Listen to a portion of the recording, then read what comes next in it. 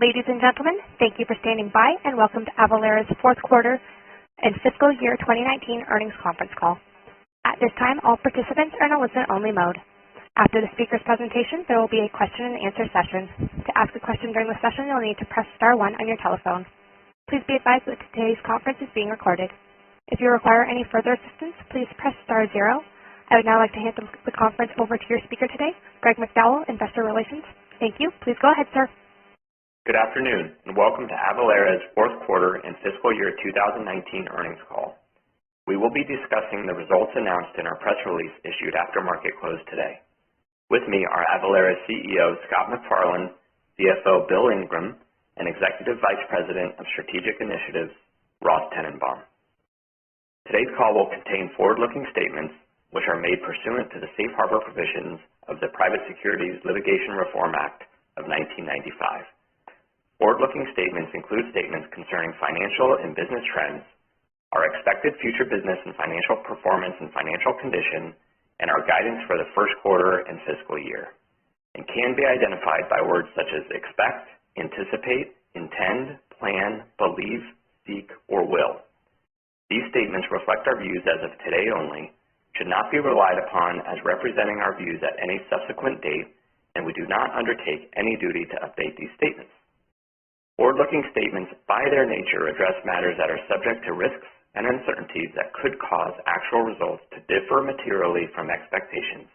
For a discussion of the material risks and other important factors that could affect our actual results, please refer to the risks discussed in today's press release, our annual report on Form 10-K filed with the Securities and Exchange Commission on February 28, 2019, and our other periodic filings with the SEC. During the call, we will also discuss non-GAAP financial measures, which are not prepared in accordance with generally accepted accounting principles. A reconciliation of the GAAP and non-GAAP results is included in our earnings press release, which has been filed with the SEC and is also available on our website at investor.avalara.com. With that, let me turn the call over to Scott. Thanks, Greg, and welcome to everyone joining our Q4 2019 earnings call. Q4 was another strong quarter for Avalara, capping off an amazing year. In Q4, we reported total revenue of $107.6 million, representing an increase of 40% over the same quarter last year. Our growth rate was driven by continued strong execution across the business.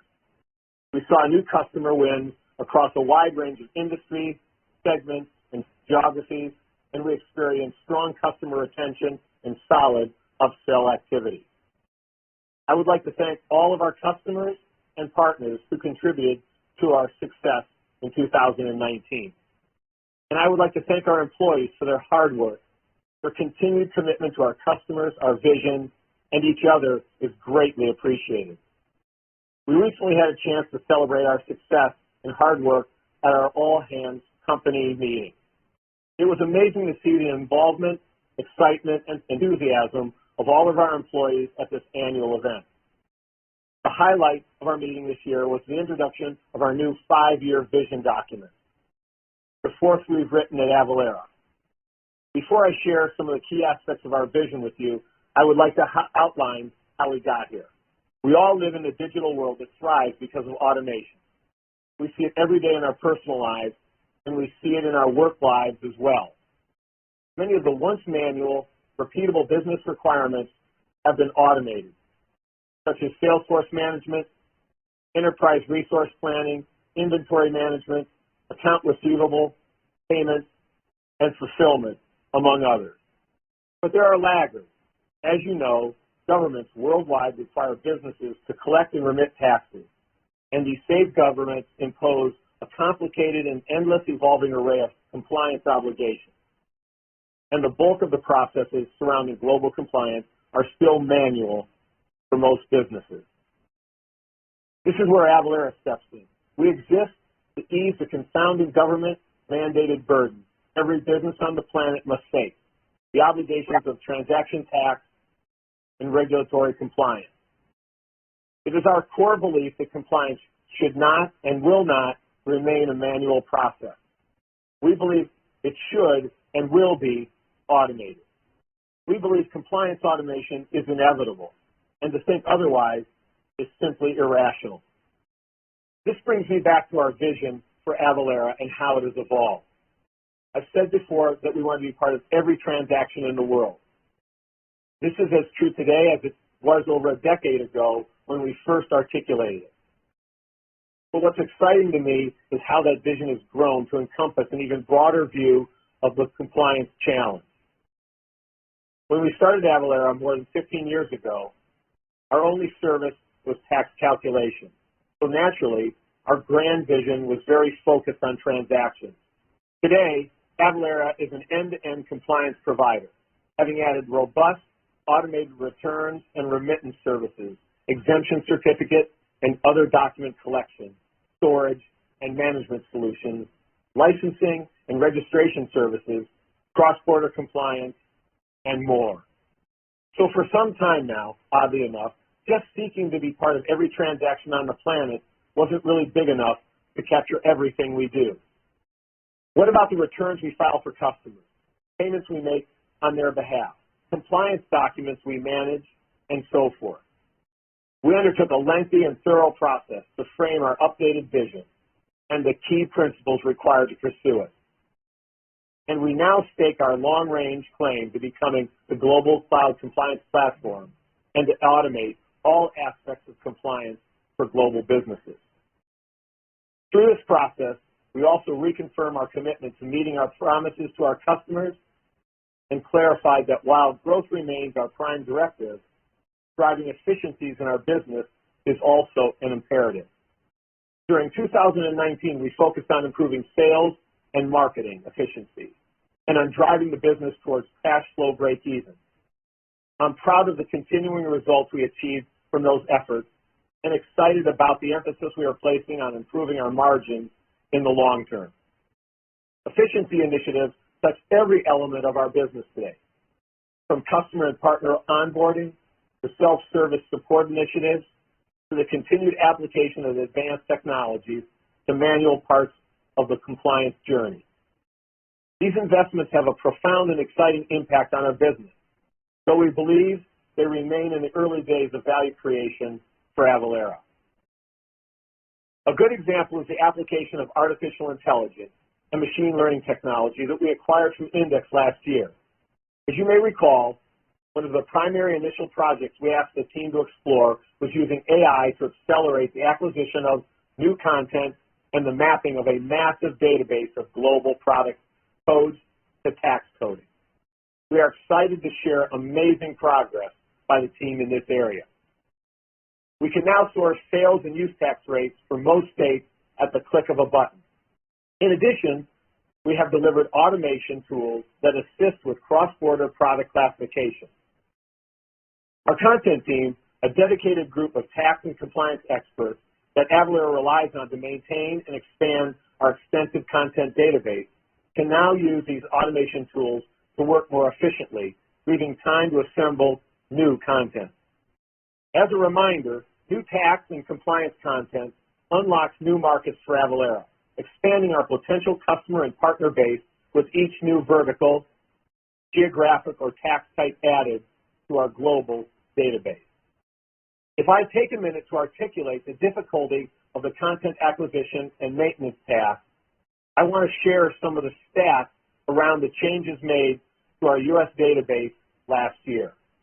These changes are based on the ever-changing laws and regulations that govern state and local taxes, and the rate of change can be dizzying. In 2019, we made almost 300,000 updates to our AVTax calculation engine. These changes include everything from rate updates to taxability rule changes, boundary amendments, tax holidays, and more. Imagine trying to keep up with all that in the accounting office of a small or medium-sized business, or even a large accounting firm. I'm excited that our technology investments not only drive major efficiencies in our internal processes, but also show up as big usability improvements for our customers, existing and new. We are in the final testing of automatic AVTax code classifications and automated taxability analysis to accelerate new customer onboarding. The process of mapping a customer's product portfolio and the SKUs to tax codes can be labor-intensive, and our new system will substantially ease the burden for new customers. We are also updating our tax rate lookup tool with an AI-powered back-end and better search technology. Finally, and before I close my comments today, allow me to touch briefly on our talent today at Avalara. Last year, we brought in an astounding caliber of new leadership for the organization. I want to recognize two of our most recent hires who have joined the team. Jay Lee joined Avalara as Chief Marketing Officer in November, coming to the team from prior marketing leadership roles at PayPal, American Express, and GE. And last month, Salim Ali joined Avalara as SVP of International. Prior to Avalara, Salim was CEO of Loyac, an enterprise data sharing platform built on blockchain technology, and has overseen global marketing, product, and partnership efforts for notable enterprise technology companies, including SAP and Veritas Technologies. With that, allow me to close this section with what I'm sure many of you are waiting for. I'm about to hand this earnings call over to my partner, Bill Ingram, for the last time. It has been a great honor of my career to work alongside Bill for the past several years, and I could not be more grateful for his willingness and enthusiasm to join our company. I can confidently say that we would not be where we are today without his leadership and skill. I believe we've been led by one of the best CFOs in the business. As a testament to that, I believe his transition plan was one of his final stellar strategies, and Ross Tannenbaum is the best choice to follow in his footsteps. Ross has worked with Avalara since 2014 when he began helping us prep for our IPO. In his managing director role at Goldman Sachs, Ross led the team that managed our IPO. Ross's experience was built over a 10-year investment banking career at Goldman Sachs and Credit Suisse, and nearly 7 years in leadership roles at Viac Corporation, a web collaboration software company. Since arriving at Avalara last year, Ross has led our strategic initiatives group, including our cross-border, lodging, communications, and excise businesses, which represent strategic growth areas for our business. They will deliver our financial updates side by side today, and I trust that folks on the phone will enjoy working with Ross in the years to come. With that, over to you, Bill. Thanks, Scott. As a reminder, Avalara adopted the new Revenue Recognition Accounting Standard, ASC 606, effective January 1st, 2019, on a modified retrospective basis. As a result, financial results during 2019 are presented in compliance with ASC 606, while historical financial results prior to 2019 are presented in conformity with ASC 605. Our earnings press release includes additional information to reconcile the impacts of the adoption of the ASC 606 standard. Our fourth quarter and fiscal year 2019 results were highlighted by strong sales execution and continued market demand. For the year, our total revenue under ASC 606 grew 41% to $382.4 million. For the fourth quarter, total revenue was $107.6 million, up 40% on a year-over-year basis. The strong growth in the quarter was once again driven by increased demand from both new and existing customers, combined with strong sales execution across channels. Subscription and returns revenue was $99.9 million. This represented 93% of our total revenue, and it grew 39% year over year. Professional services revenue was $7.7 million. Our core customer count increased by 720 to approximately 11,960 at the end of Q4 2019. Our net revenue retention rate was 111% in Q4 and has averaged 111% over the last 4 quarters. Our revenue retention rate, supported by low gross churn, contributes to strong customer lifetime value. In discussing the remainder of the income statement, please note that unless otherwise stated, all references to our expenses, operating results, and share count are on a non-GAAP basis and are reconciled to our GAAP results in the earnings press release that was issued just before this call. Gross profit was $76.8 million for Q4 19, representing a 71% gross margin. This compares with gross profit of $56.2 million and a 73% gross margin in the same period last year. The 2 percentage point decline in gross margin primarily results from third-party software hosting costs and our expansion into international markets, as we have discussed in prior quarters. Turning to operating expenses, we continue to invest in sales and marketing to fuel long-term growth and new customer acquisition. Sales and marketing expense was $43.4 million in Q4, or 40% of revenue. On a 605 basis, sales and marketing expense would have been $49.3 million, or 46% of revenue.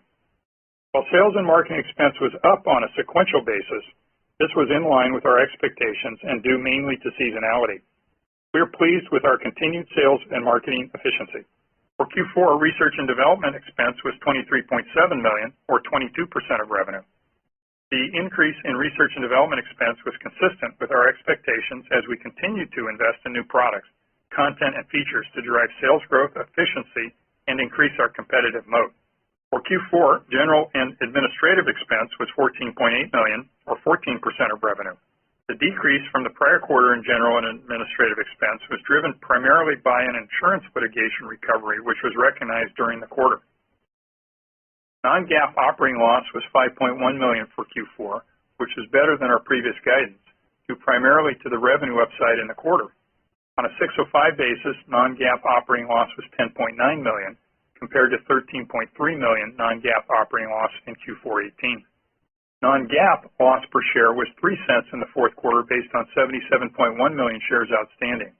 On a 605 basis, non-GAAP loss per share was $0.10, compared to a loss of 19 cents per share in the fourth quarter of 2018, based on 66.7 million shares outstanding. In preparing our 2019 annual financial statements, we discovered an immaterial error in recording deferred sales commissions for the first 3 quarters of 2019, impacting our previously reported ASC 606 financial results. On the last page of the financial schedules, we have presented for each of the first 3 quarters of 2019 our unaudited consolidated statements of operations as previously reported and as corrected. The correction resulted in additional sales and marketing expenses of approximately $1 million for each of the first 3 quarters of 2019 under ASC 606. There is no change to our previously reported ASC 605 financial results. Looking now at our fiscal year 2019 results, total revenue of $382.4 million was up 41% on a year-over-year basis. Subscription and returns revenue contributed $355.2 million. This represented 93% of our total revenue, and it grew 40% year-over-year. Professional services and other revenue contributed $27.2 million. Non-GAAP gross profit was $275.1 million for 2019, representing a 72% gross margin. This compares with gross profit of $199.1 million and a 73% gross margin in 2018. The same factors discussed earlier, which impacted our Q4 gross margin, also contributed to the gross margin results for the full year. Non-GAAP operating loss for 2019 was $14.4 million, compared with a $45 million loss in the prior year. Of note, $18.6 million of the year-over-year improvement in operating loss was due to the adoption of ASC 606. The results are consistent with our expectations as we continue to invest in our business to drive long-term growth and new customer acquisition. Turning to our balance sheet and cash flow statement, our cash and cash equivalents were $467 million at the end of Q4 19, an increase of $20.4 million from $446.6 million at the end of Q3 19. Total deferred revenue as of Q4 19 under ASC 606 was $161.2 million, up 9% from $148.5 million at the end of Q3 19. Calculated billings is a non-GAAP metric that takes into consideration revenue and the change in deferred revenue, as well as the change in contract liabilities. Calculated billings were $120.8 million in Q4 19, up 29% from $93.4 million in the same period last year. As a reminder, our calculated billings growth rate began increasing meaningfully in late 2018. We will continue to face challenging year-over-year comparisons relative to this trend throughout fiscal year 2020. Free cash flow was $14 million for the quarter, compared to $4.5 million in the same quarter last year. As we have stated on past calls, our free cash flow will fluctuate from quarter to quarter, caused by many factors. including the timing of working capital, the seasonality of our billing and expense cycles, as well as our overall level of investment in the business. As we previously announced, I will be retiring on March 31st and have joined our board of directors. Ross Tenenbaum, our Executive Vice President of Strategic Initiatives, will take over the role of Chief Financial Officer. Ross's experience was built over a 10-year investment banking career at Goldman Sachs and Credit Suisse, including working with Avalara since 2014 and leading its IPO in 2018. Scott and I have great confidence in Ross, and we were very fortunate to have him step into the role of Chief Financial Officer. In addition, I want to thank our team for the strong financial operations we have built at Avalara. I firmly believe the company is well positioned for the future. With that, let me turn the call over to Ross. Thanks, Bill. On behalf of Avalara, I would like to thank Bill for his leadership as Chief Financial Officer over the last 4 years. Bill has built a strong team and foundation that has scaled our financial operations to support an initial public offering and high growth. Bill has been a great mentor to many Avalarians, and I'm grateful that he's joined our board of directors and will remain engaged and accessible as a long-term trusted advisor to me and our entire team. I joined Avalara almost 1 year ago after serving as an investment banking advisor to Scott, Bill, and the company for nearly 6 years. Through these experiences, I have had the opportunity to immerse myself deeply in the business and work alongside Bill and the finance team to drive operations. I am excited to assume the Chief Financial Officer position to help the company achieve its long-term ambitions. I will now conclude the call by providing guidance on revenue and non-GAAP operating loss for Q1 and for the full year of 2020 under the ASC 606 standard. As a reminder, after a strong 2019 performance highlighted by 41% revenue growth, we expect to face more challenging year-over-year comparisons in 2020. For Q1 2020, we expect total revenue to be between $107.5 and $108.5 million. We expect our Q1 non-GAAP operating loss to be in the range of $8.5 to $9.5 million. For the full year 2020, we expect total revenue to be between $470 and $474 million. We expect our full year non-GAAP operating loss to be in the range of $18 to $22 million. We continue to expect a modest level of cash burn in 2020, consistent with what we shared on our November 2019 earnings call. We believe the momentum in our business, compelling customer economics, and our leadership position in a large market all support continued investment in the business to drive long-term growth. Before closing, please note that our Investor and Analyst Day will be held on Wednesday, May 13th in St. Louis in conjunction with our Crush Annual Users Conference. In-person attendance will be limited, so if you're interested, please contact our Investor Relations team. For those of you who cannot join us in person, a webcast of the event will be accessible on our IR website.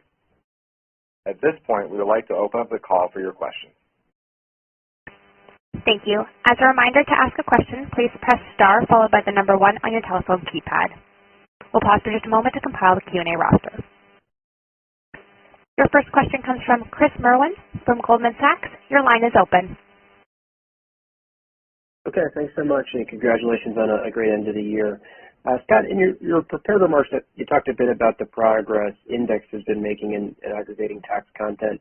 Can you update us on any content gaps you might still have in certain verticals, how you're thinking about closing those gaps either organically or through M&A, and how that could potentially open up, I guess, the opportunity for more customer additions in time? Thanks. Yeah, thanks, Chris. We've said on calls previously that we have about, I would say we have someplace around 60%, of the content of U.S. Now, some of that content there's not a big market for it, so we've got the majority of the big areas, but there's a lot of work that we can do, around food and beverage, automotive, manufacturing. Those are the things that we're going to pick up once, as I said in my remarks, once the index kicks in and we're starting to, do maintenance on an automated basis, all of our teams can start focusing on that effort going forward. And I think that that's a big change for us. One, I think it'll have gross margin impacts for us in the future, but it will also allow us to add growth. That's exactly the kind of initiative that we want to work on, ones that work on efficiency and growth simultaneously. So I'm pretty optimistic about that. Okay, great, thank you. And maybe just one quick follow-up. The full-year margin guidance, it looks like it implies a little bit of deleverage in the model, and I realize fiscal 20 was a year of accelerating growth for you all that probably came in well ahead of the original plan. So maybe can you just talk about where you're investing in 20 and, I guess to the extent that you do see some over-delivery, should we be thinking about that flowing through the bottom line, or do you see kind of continued opportunities to reinvest that in growth? Thanks. Thanks, Chris. Yeah, this is Bill. We're very pleased with the profile of our income statement. We're going to continue to invest, across where we see the ability to drive growth and, as Scott said, long-term improvements in margin. And so we've done a number of investments this year that I'm very pleased with. We've invested in the capacity of our network and the security of our network. We've invested in content, product development, product marketing, product management, and then we've also, invested in other areas along our sales and marketing and our general administrative. We're really putting in the foundation building blocks to build, a much bigger company here. And so, Scott and Ross and I, we clearly have our eyes keenly on the, on the income statement and all the levers we can pull. But I don't think that deleveraging that you pointed out is anything to be overly concerned about as we're prudently making investments really to broaden the total served market, kind of like what you talked about earlier, and also start to deliver some efficiencies across the income statement. The biggest concern we had coming out of the IPO a year and a half ago was, our sales and marketing efficiency, and we've done a nice job, demonstrating that. Now we're taking the content, the capacity, the scalability, the security of our network and core infrastructure, into a great place also. So we think we've got the right mixture here, Chris. Thanks. Thanks, Bill. Your next question comes from Sterling Auty from JP Morgan. Your line is open. Yeah, thanks. Hi, guys. So you added over 700 customers again in the fourth quarter. Can you help us understand what are the profile of the customers that you're adding today versus, let's say, a year ago? And what I mean by profile, how would you characterize? Are these larger companies, smaller, an even mix? What is the focus of those customers, and what's kind of the tip of the spear? Is it always tax calc that's bringing them in, or is there kind of another tip of the spear that you're starting to see develop? Thanks, Sterling. This is Bill. I'll start, and others can jump in and add to kind of cover the question. That's a good question. So first of all, I just want to remind everybody, the core customer count we report is not purely new net adds. It's our metric of those customers that have generated more than $3,000 of revenue in the last 12 months. And so it's a very nice metric. We like it because it's very predictable. But to your point, we are seeing on margin newer customers slightly larger than we've seen a year ago. That was your premise. Compare a year ago to now. So the first comment I make would be the average customer size is larger, and it's not just the entry point of tax calc. I know, as Scott even said, a few minutes ago, that's where we started the company, but we really have multiple entry points for our business, not just tax calc, but also returns, compliance, and a couple of other cross-border now, and certain verticals that our expertise comes through. So the other thing I was going to make on your point about core customer count, that don't again emphasize the last decimal, the growth rate or the numbers. If you remember last quarter we reported 80 of those core customers came inorganically from our Complete acquisition. And so again, the nice thing about the core customer count is it still represents, that cohort represents more than 80% of our revenue currently.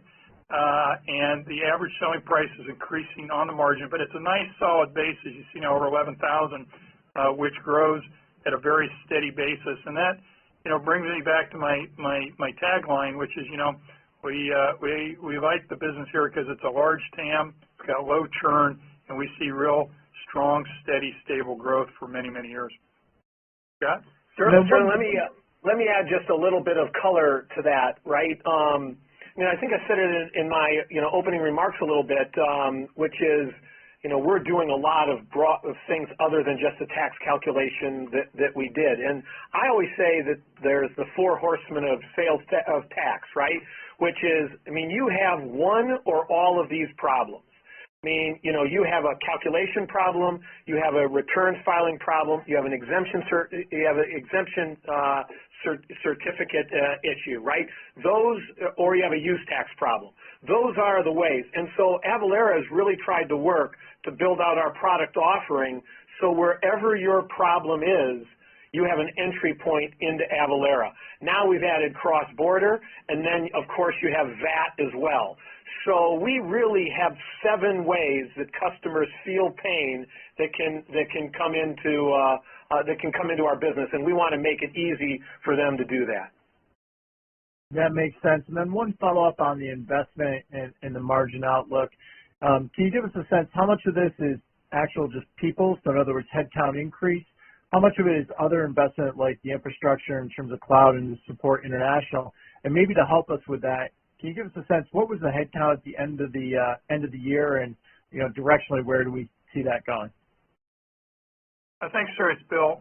We don't break out headcount at the end of the year, but what I can tell you is we have absolutely grown, headcount in the company. Scott talked about new leadership we brought in, and I got to tell you, in the 4+ years I've been here, the company has really matured and attracted some great people to join us. So I'm very pleased with the profile of the workforce.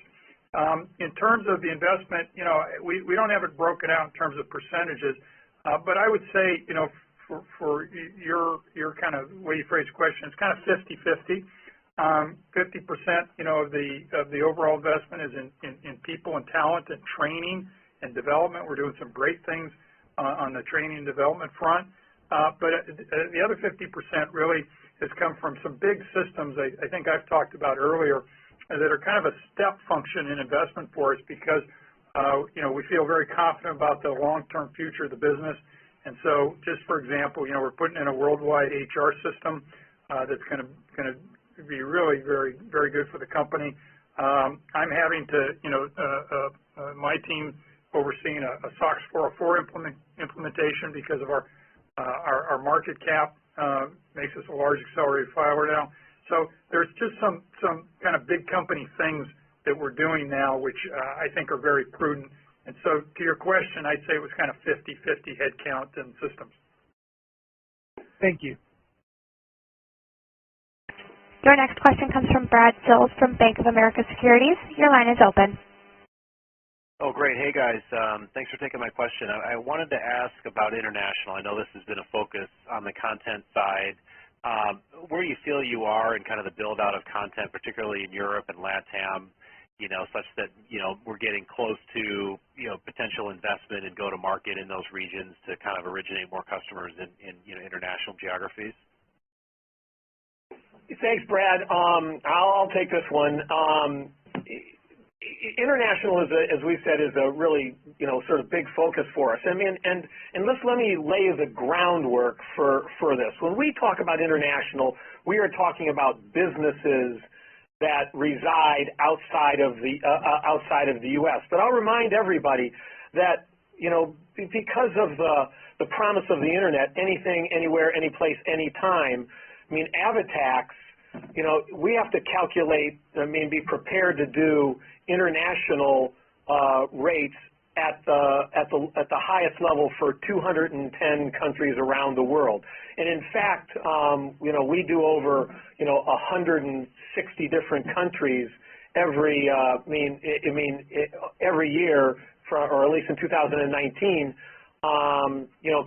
calculating. So in order to do really good service, and which I think, sort of distinguishes Avalara at times, is that you have to be able to calculate that at all. So, our basic business is centered around being able to do 210 countries. Now, specifically, I think to your question, is we take that high-level rates and then we start driving down. So, EMEA and the countries around that, I think we have pretty good content. We made an acquisition about 4 years ago, and they were the leading group with their content. So we've been able to take EMEA and have a pretty good base for growing that business. Getting it integrated into Avatax is what we're doing today, so we can expand that content and send it out even further. And I think use our really good UI and UX experiences to help more customers. LATAM, we've really started in Brazil, and Brazil, as we all know, is the hardest tax regime, and we continually build out that content. And that job is never done because it's a lot to update and a lot to continue to grow, and we'll continue to do that. But we're moving into Mexico and other regions in that area, and we'll grow out LATAM over this year and the coming years. So those are our main bases right now. Obviously, and we've talked about that with the investments that we've made. Well, the investment that we got in our secondary and the like, that we want to expand, that even faster and further, beyond. So I think we have a long ways to go on an international basis, but we've got a good start in two base areas, and we'll continue to grow from there. That's great. Thanks, Scott. And then one more, if I may, please, on the net revenue retention at 111%. Is it possible to unpack a little bit what's driving that? Transaction volume growth is obviously key. More states, more geographies, I'm sure, is a secondary driver, and then you've got other services like cross-border, landed cost, et cetera. I guess, where are those, I guess those three, how do they rank today versus, say, a year ago when you look at your net revenue retention? Which one would you say is contributing more? And then do you think that this kind of 110-ish level is sustainable? Thank you. Sure, Brad. Thanks. Well, as we always say, we encourage you to look at kind of the 4-quarter average as opposed to any 1 quarter. And so, 111%, we're pretty pleased with that. A year ago, the 4-quarter average would have been less than 111%. So I think it's fair to say that it has moved up a few points, year over year. Again, I'm talking about a 4-quarter average, not quarter to quarter. You kind of laid it out. We've talked a lot, as you know, in the past about Wayfair. Well, Wayfair really is a long-term, tailwind for the business that is driving existing and new customers basically to register and file in more states, and that contributes for existing customers to the net revenue retention. We talked in the past, I think, a little bit about SST revenue. That's with existing customers primarily, which picks up a point or two, and then cross-border is starting to come into play. And I think it's fair to say that most companies, not all, but most companies have some early requirement for an international transaction, and whether they're using us or not today, we think that's really again a steady kind of long tailwind for us. So you kind of answered the question as you asked it. I can't add much more to what you said, but those things are driving and have picked up a few points for us in net revenue retention, from a year ago. Great, thanks, Bill. Yep.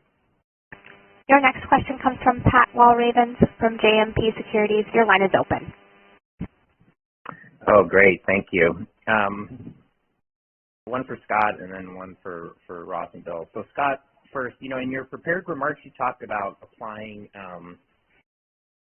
some AI-powered tools. What do you mean by that? I mean, AI is sort of broad category. Robotic process automation, machine learning, intelligent assistance. Can you give us some specific examples of something that you think you can do better? Sure. And I think I've said this, in the past, Pat. But what I would like to, focus everybody on for AI for us. I mean, there's just lots of and machine learning. There's lots of applications because there's things like when you have to go and find tax updates and information. Today we do that in a very manual way. We're on the phone, we're doing research on the computer, we're looking around for where the changes have happened. We're taking information that the states send us and consolidating all of that. But that can be done way more efficiently, with AI. I mean, machines that can go out, crawl and look for that information, consolidate that information, test that information, and then be able to produce it to a group of people that can audit it and get it out. So manual becomes only the the auditing function, whereas all of that extra work can and should be done automatically. The ability to find new content. That's really the holy grail for us, is then to extend that out. And so we no longer have to use people to go find all that content that we don't have today. We can do that in an automated fashion. My goodness, that is a big boon to gross margin, and it's also a way to accelerate growth because you're able to expand your market way faster.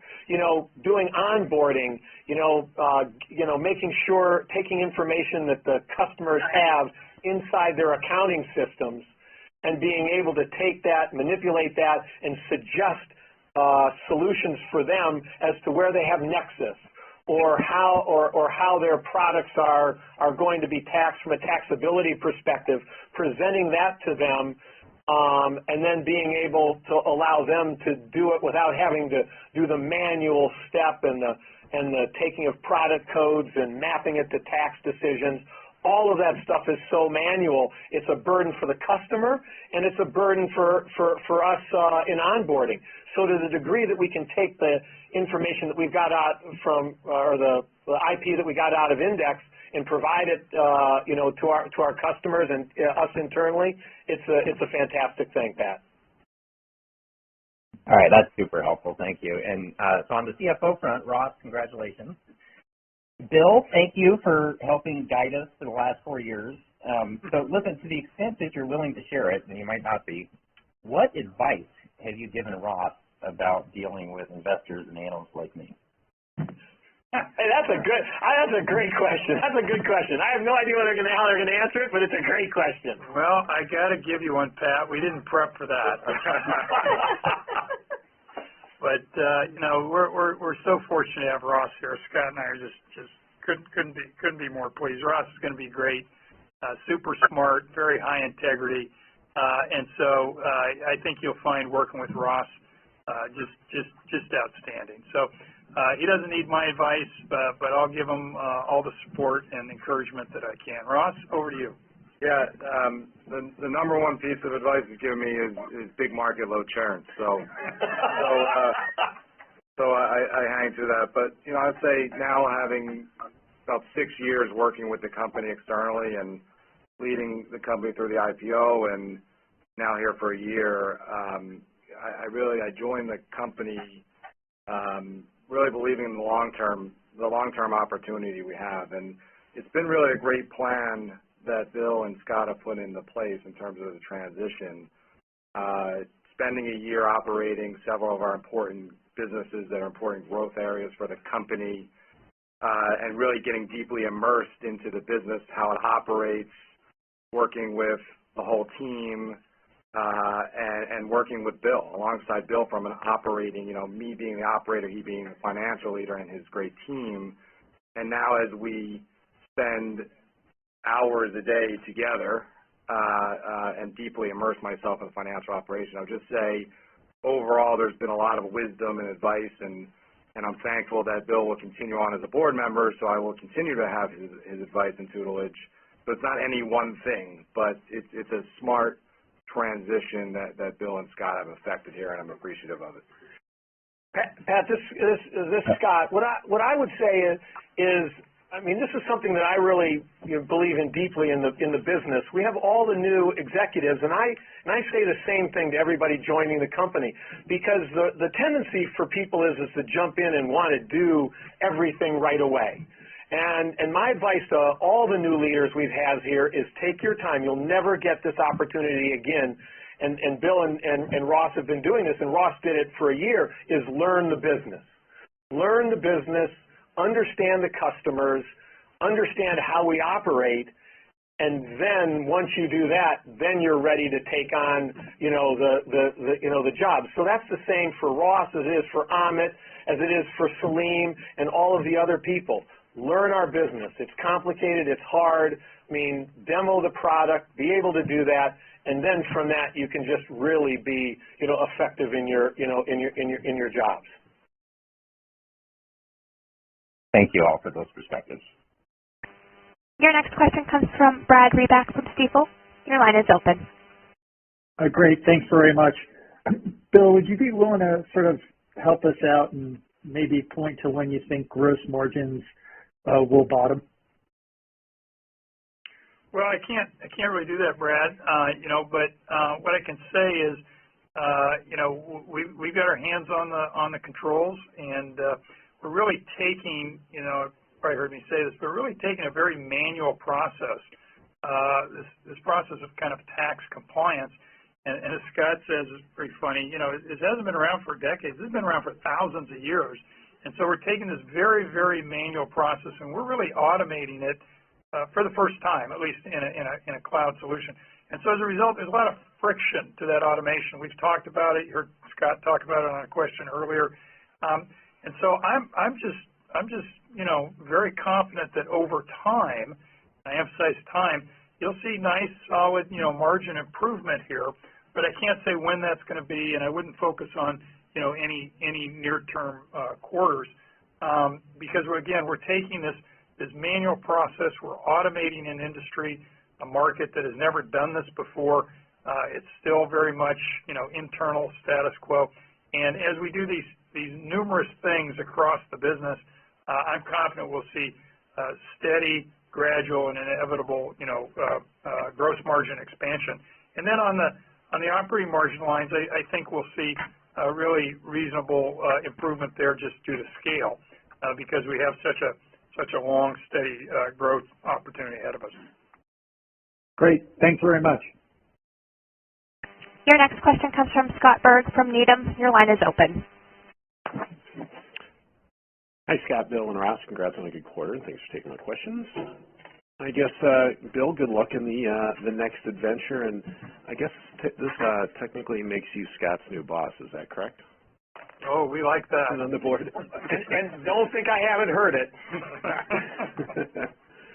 I guess the two questions for me, Scott. Let's start on the Index acquisition. I've been kind of enamored with that one since you made it because of how obviously it can make onboarding of your customers more quickly, given some of the content mapping that you have there. But have you seen any maybe change in competitive win rates or opportunities that are out in the end market today, specifically based on that functionality?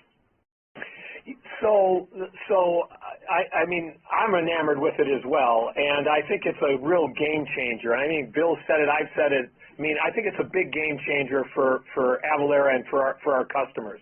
And we have not rolled it out yet, and I think I said that in the opening remarks, that we're just very, very close to doing that. So we have high hopes that it will provide the kind of customer service that we really want, and the efficiencies around that, in the quarters to come. So stay tuned on that one, because I think it's important for us. Great. And then from a follow-up perspective, probably for Bill or for Ross, is you've had nice core customer growth over the last 4 or 5 quarters, nice increase in acceleration there. But can you comment on customer ARPU trends, maybe of some of those new customers that are coming, into the Avalara ecosystem over the last year relative to maybe that 12 or 24-month time frame before that? Yeah, sure. This is Bill. I'll take it, Scott. And thanks for your kind comments. We are seeing, again, on the margin, slightly larger deals coming through. I don't want to overemphasize that fact, but with a base now of over 11,000 core customers, they're ticking up, and you can kind of do the math, and we did the math last year at our analyst day. But you're not seeing any degradation in ARPU, I guess is what I should say. You're seeing nice, steady, kind of upticks in that average revenue per core customer. And so, if it was only a few hundred core customers, it would be probably more significant. But because of our base and the size of that group and the size of the opportunity we're going after, you can assume there's a slight uptick in average revenue per core customer. That is going on, and the new deals coming in are slightly bigger. Your next question comes from Richard Davis from Canaccord. Your line is open. Hey, thanks. Look, we all know that hiring is a challenge these days for companies, and so you guys have done it. We've also seen more acqui-hires. I mean, I think Portway was, according to our guys in Toronto, was, 80 or 100 employees.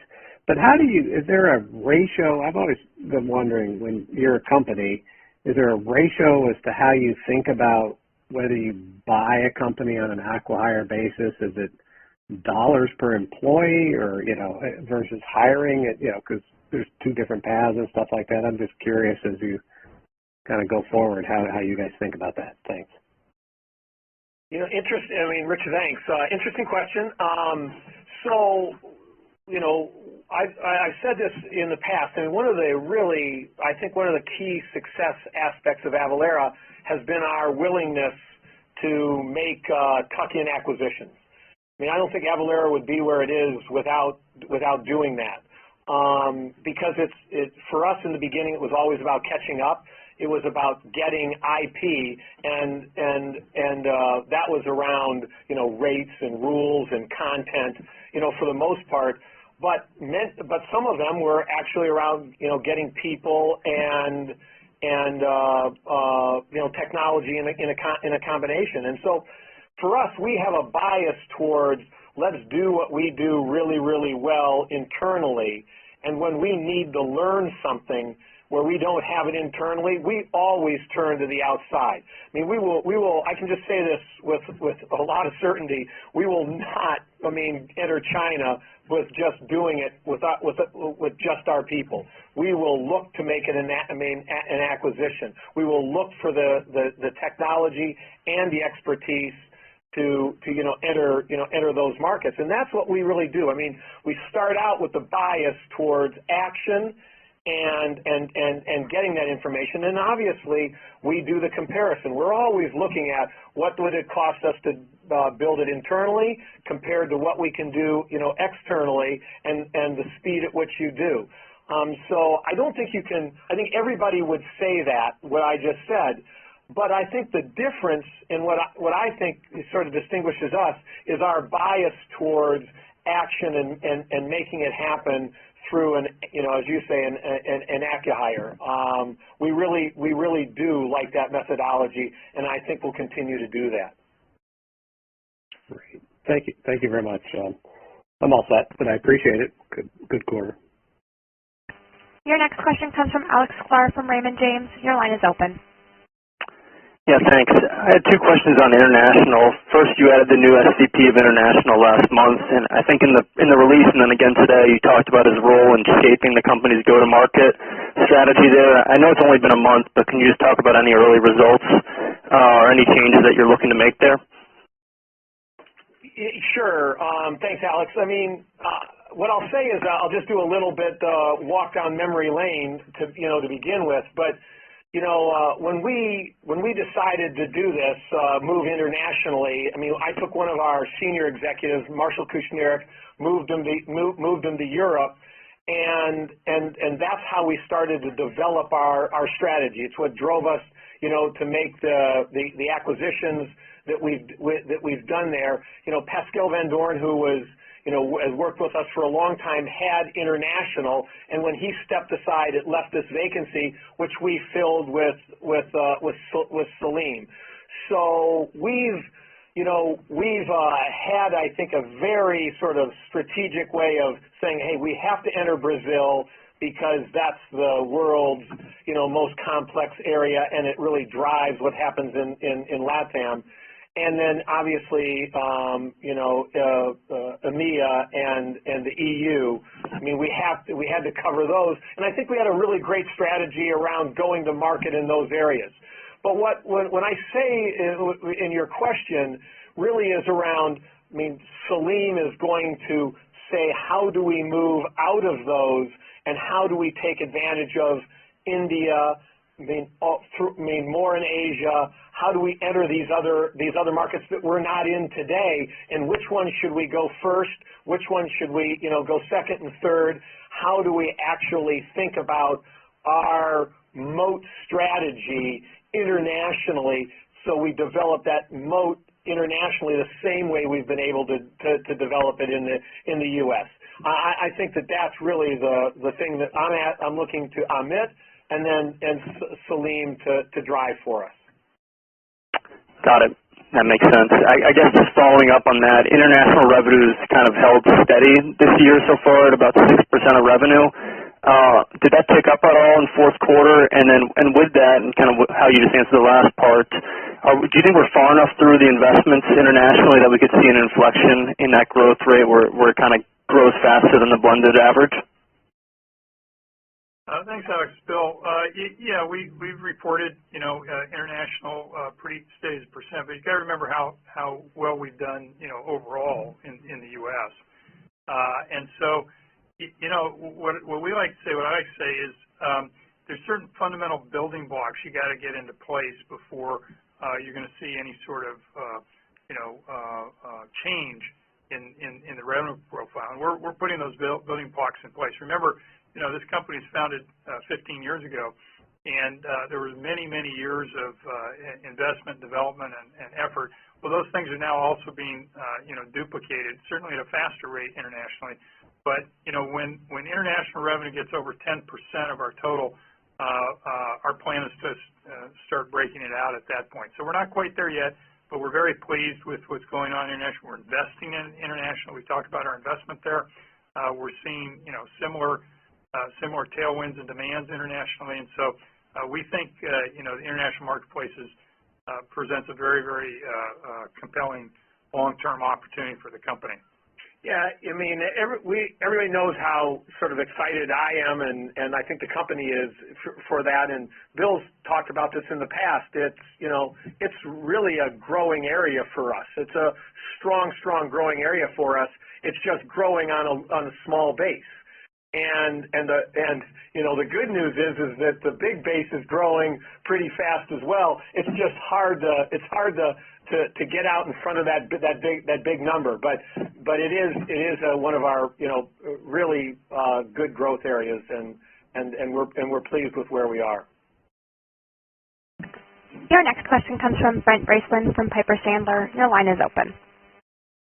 Thanks for taking the question, top of the hour here. I guess I'll echo the well wishes for Bill's retirement here. First question is for Scott here, and I have a follow-up for Bill or Ross. Scott, tax regulation has and continues to be a tailwind to the business, a tailwind to kind of automating the complexity. The latest kind of regulation was the marketplace facilitator law that kind of went into place in Q4. What did you learn in the quarter around that new regulation, and what's been some of the early feedback from some of those marketplace facilitators? And again, one quick follow-up for the CFO team here. Hey, Brent, thanks a bunch. I mean, I think what you're seeing in the Marketplace Act. I mean, I mean, I think it's a reflection of what's just happening in tax around the world.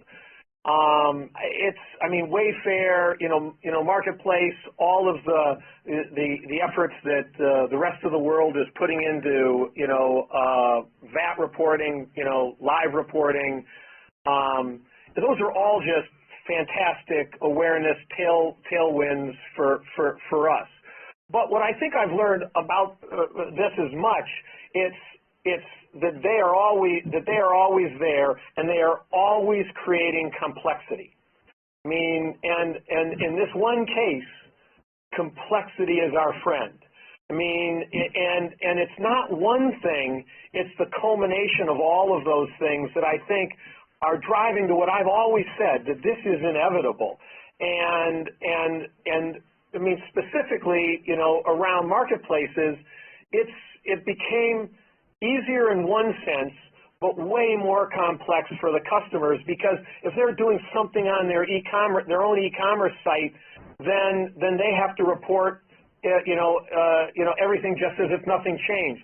And so deciphering what they have to report and what they don't have to report because it's already been done is really actually more difficult than what they had before. And so we're starting, I mean, we see that in conversations, throughout our discussions throughout the chain around marketplaces, the marketplaces themselves, the customers that they're dealing with. So it's hard to say which one's exactly pushing them along, but the whole concept of sales tax, I mean, I think everybody is getting more and more aware of what they have to do and the difficulty around it. Helpful color.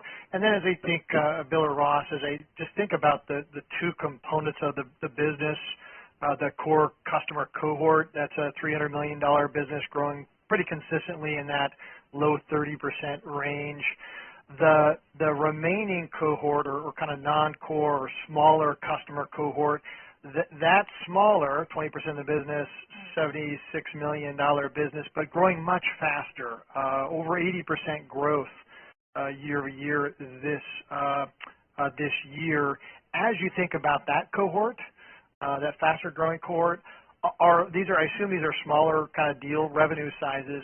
Is there an opportunity to kind of upsell those smaller customers, convert them into core customer cohorts?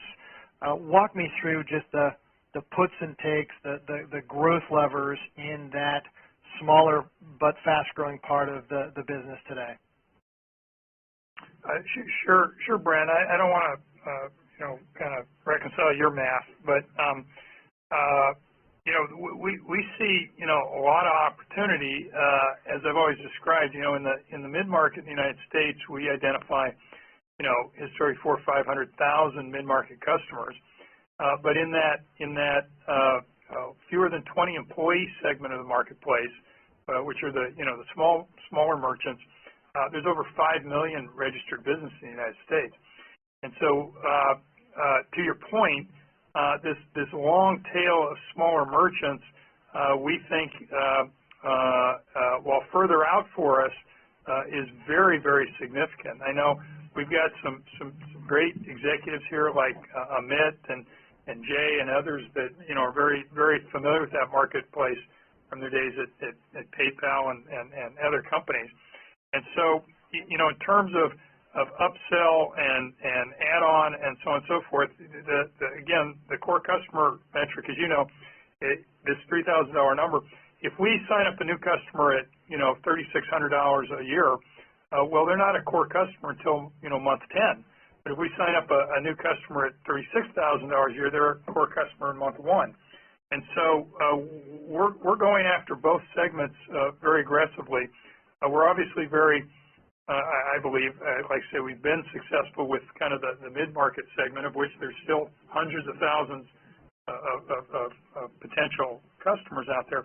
But in the smaller segment, of which the volume is much larger, we're going to do lots of things, and we're making very significant investments in that area to approach those. But it kind of goes to something Scott said, that needs to be much more automated. It needs to be much more self-serve. It needs to be much lower friction. And again, back kind of my premise about we're so early in the adoption cycle here, we think as we solve those speed bumps or friction points or hurdles, we think that will open up opportunities for us in this large, smaller customer segment, not only to get them to use our service, but then to sell them more things. As a reminder, to ask a question, please press *1, and please limit yourself to one question and one follow-up question. Your next question comes from Bhavan Suri from William Blair. Your line is open. Hey guys, nice job, and thanks for taking my question. We're the last one here, so I'll keep it brief. I just want to touch on the competitive environment. Any changes from the lower-end players or the higher-end players? And then just really, as you think about the idea of automation, even I took someone like a Wolters Kluwer, there's a lot of sort of manual stuff that's done there, integration, process flow, et cetera, workflow for the large customers. As you guys do more and more automation, does that move up market become just more natural and obvious, or is there a limit at which you think, because of the deep-seated sort of relationships some of the strategic guys might have there, that sort of limits you in that market? Thanks. Well, thank you. You know,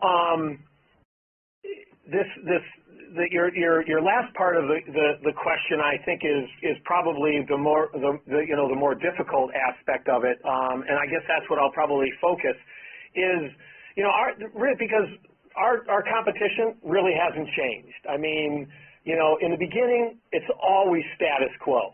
I mean, that's what we're fighting against. And I would say the only change that we've had there are the tailwinds that we've talked about, I think, are beneficial for awareness. And I think that is changing, and the more things that happen is pushing us along.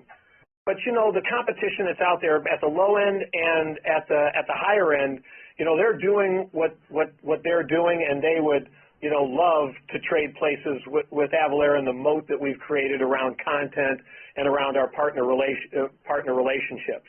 But because of things like adding cross-border and all of the things that we do internationally, just makes it exceedingly difficult for people to break into that moat. But they're definitely pushing, and the tailwinds help raises all boats, right? So they're out there. But like I said, the last part of your question, streamlining workflow and all of that, it goes to actually what I was saying in my opening comments. Yes, we start out in calculation, and yes, we're doing returns, but there are a great deal of things that you can do beyond that. And which ones those are, not gonna comment on now. But as we move up market in the enterprise space, I mean, there'll be lots of opportunities for us to add products around workflow and the things like that. I mean, it'll just be natural for us to do that. But having said that, our big focus is that mid-market. I mean, we are moving upstream. You see it all the time. We're protecting the low end, but the mid-market is what we're really focused on. So most of our effort is going to be into doing products and initiatives around the mid-market, which would not include some of the things that you were talking about. We'll let Wolters Kluwer continue to do that. I appreciate the call. Thank you, guys. And nice show. Thanks for taking my question. Thanks. Your next question comes from Terry Kiwala from First Analysis.